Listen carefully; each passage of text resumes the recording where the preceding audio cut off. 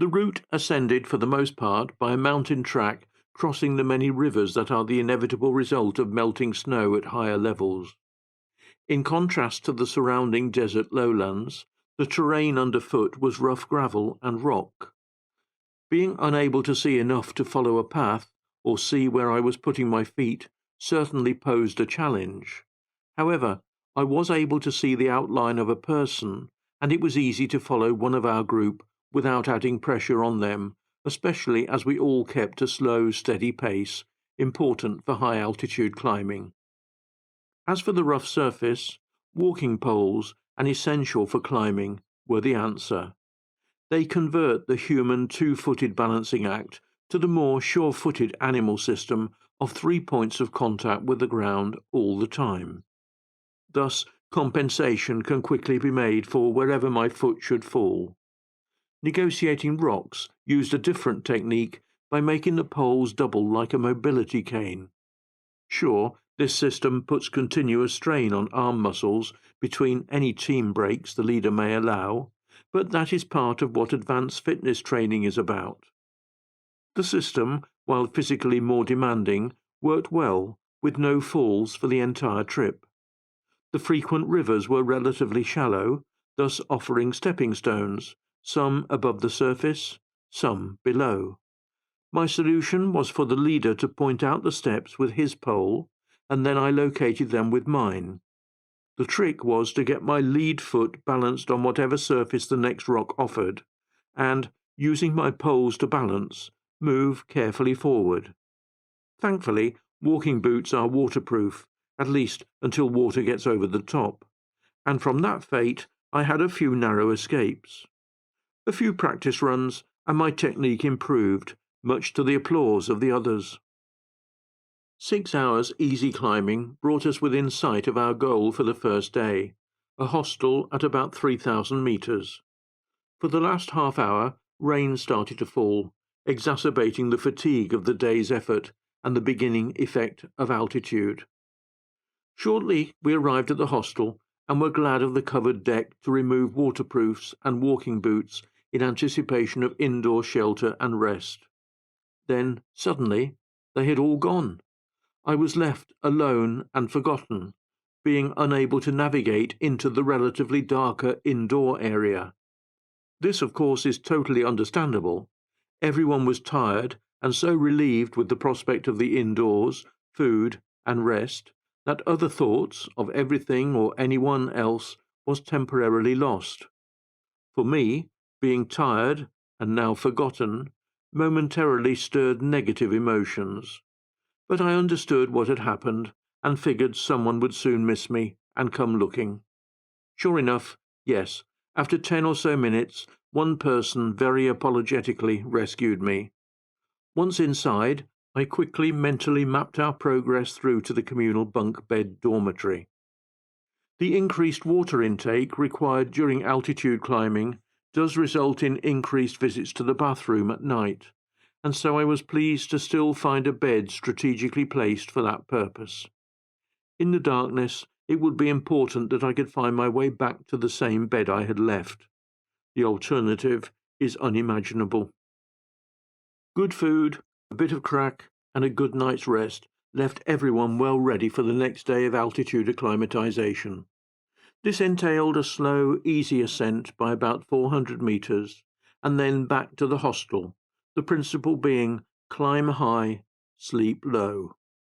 One of the group was beginning to suffer some minor altitude effects, but with careful monitoring by the leader was ready for the next day's onslaught on the summit. The terrain changed quickly to steep, rocky ground with interspersed patches of snow. While altitude sickness wasn't bothering me, the extra energy consumed by my compensatory method of climbing took something of an energy toll over the few hours to the top. A mixture of adrenaline and chocolate worked wonders. Everyone, except the leader, was now on a solo mission to get there. Nearing the summit brought me a new surge of energy to join those who had already arrived. Team spirit and camaraderie having resumed, the last person was encouraged along so they could be a team celebration. The descent, especially to the hostel, required more concentration than energy, but became somewhat easier after that, at least for the sighted folk. But those rivers hadn't moved and had to be recrossed before reaching our pickup point, and thence back to Marrakesh in a much more relaxed mood to explore the city and its markets. Close to our hotel, the large central plaza teemed with people and street entertainers. My worst nightmare here would be to become separated from the person I was with, and so I clung tightly, absorbing the smells and sounds while the others explored. And we managed to avoid those snake charmers whose objective was to direct one of their reptiles to wrap around the arm of some unsuspecting person, and then demand money to remove it. This was tourist Africa, after all. Wheels in the West. Growing up in rural Ireland in the 1950s, the bread and butter of transport was the humble bicycle. Devoid of gears and all the paraphernalia of the modern-day equivalent, it accompanied me to school, town, the local shop, or wherever I directed it. Just one of the abiding memories of childhood. But that was all born of necessity, and even the very thought of the bicycle was quickly sidelined by that wonderful freedom of a driving licence, and, of course, a car. Cycling was now a thing of the past, or so I had thought. However, changing circumstances were to return me to those childhood memories. Nearly 40 years had passed before my driving abilities fell victim to failing sight, and then a reunion with that bicycle was wonderful. But after such a long time, the question was, how far could I cycle, or could I even throw my leg over the bike at all? For a time, cycling alone was possible, but that was soon to fall victim to the sight loss as described earlier in Light in My Tunnel. A few more years passed by before my thoughts turned to the possibility of a tandem bicycle. The first challenge, however, was the availability of someone for the front of that wonderful machine. Physical ability aside, I had now found an activity that even a total loss of sight could not take away. Obviously, cycling was now limited by the availability of others, but this was to lead to opportunity. Now, having gained some experience and a measure of confidence, how about a real tandem adventure? Knowing my desire, two friends, husband and wife, George and Mary, not their real names, suggested a cycle in the West. Neither were accomplished cyclists, but well up for a challenge. As George needed an electric bicycle, I was to be partnered with Mary, who had never tandemed before. So after a few short trial runs and over lunch one day, and with more than a little apprehension, our plan was hatched. The Western Greenway was to be the challenge, all 42 kilometres from Achill to Westport, along a cycle track, child's play to accomplished cyclists, but daunting to us. Personally, I questioned whether I, in my late 60s, would make it, but I needed to prove myself to myself, and, truth be told, maybe to a few others too. And so it was, one August morning, after an overnight in Westport, we set off on a bus to Achill with hired bicycles on board, and apprehension building with every passing kilometre, until we arrived at our drop-off point.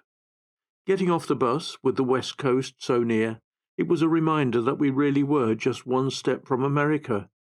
The Atlantic influence was evident with that certain bleakness of the drizzle and cold, penetrating breeze. We were now truly on our own with just our bikes to hopefully get back to Westport. After a few shaky wobbles on this different tandem, we were off. Mary was in the control seat, and I was there to pedal like mad. After the first couple of kilometres, we relaxed into the routine and could begin to enjoy the surroundings. Mary described for me the scenes of Clew Bay, with its island for every day of the year, and me sensing the sounds and smells of animals and farmyards. One had the distinctive smell of a very traditional farmstead, reminiscent of those of childhood times. However, the track was interrupted at intervals by staggered fences, presumably to slow down cycle traffic. It worked fine for normal bikes, but proved a navigational challenge for our tandem, which was much longer. Dismounting, while inconvenient, was the wise option.